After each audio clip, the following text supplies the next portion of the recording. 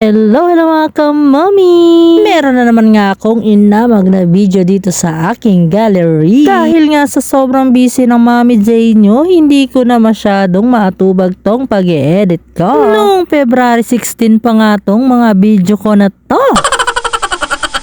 Naimbitahan nga ang inyong Mami J sa kasal. Yes, opo, naimbitahan para kumain. Char! Dati ko nga palang ka-work itong ikakasal. At syempre, naging friendship na din at naging kumare. Kasama ko nga din pala yung isa sa mga naging close friends ko. Walang iba kundi si Peanut. Si Peanut na laging late.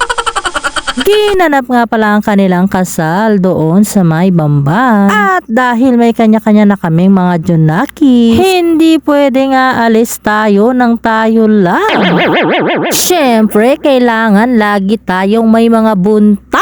At dahil natagalan nga ng pagdating ang magkakasal sa kanila, ayan, for the video muna kami. At kitang-kita na nga na inip na nga ang inyong baby Zay.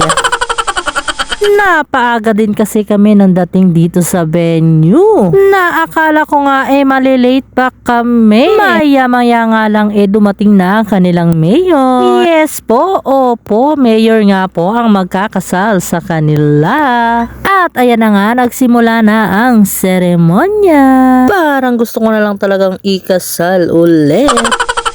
First time ko nga lang din kasing maka-attend sa ganito. At ayan na nga, lumakad na ang groom kasama kanyang mga magulang.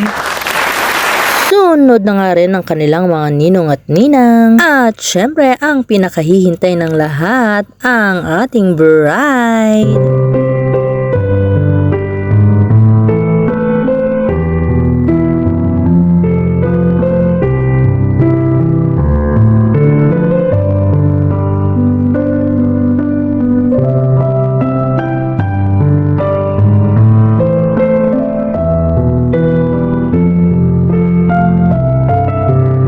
At ayun na nga, kasal na ang dalawa.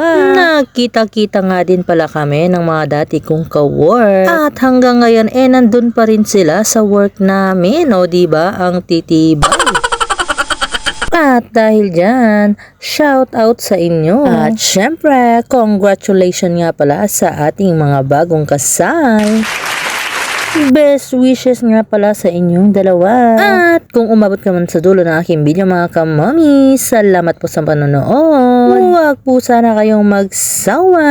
Kahit nakakasawa na nga. Char, bye-bye!